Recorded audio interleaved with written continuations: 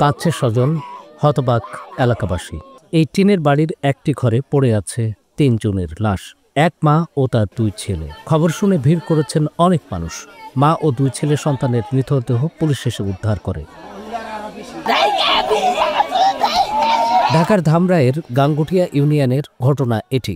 ২ জন সোমবার দুপুরের দিকে তাদের মৃত্যুর বিষয়টি নিশ্চিত হওয়া যায়। পুলিশ ও স্থানীয়রা জানান, দুপুরের দিকে মৃতের মেয়ে বাড়ি এসে ঘরের দরজা বন্ধ পান। দরজা খুলে ঘরে ঢুকে তার মা ও ২ ভাইকে অচেতন অবস্থায় শুয়ে থাকতে দেখেন। তাদের ডাকাডাকি করেন, কিন্তু কেউ সাড়া দেয়নি। তখনই মেয়েটি বুঝতে পারে ৩ জনের কেউ আর বেঁচে নেই। পরে পুলিশকে খবর দিলে পুলিশ এসে তাদের উদ্ধার করে। মৃতের মা ও বোনের দাবি, জমিজমা সংক্রান্ত বিরোধের জেরে তাদের হত্যা করা হয়ে থাকতে পারে। মৃতরা হলেন নার্গিস এবং তার ২ ছেলে শামীম ও সোলাইমান।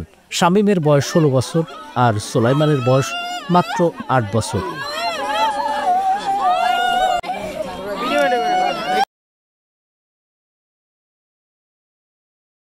ওয়ালটন আবারও মিলিনিয়ার অফারে ওয়ালটন ফ্রিজ কিনে আপনিও হয়ে যেতে পারেন মিলিয়নিয়ার।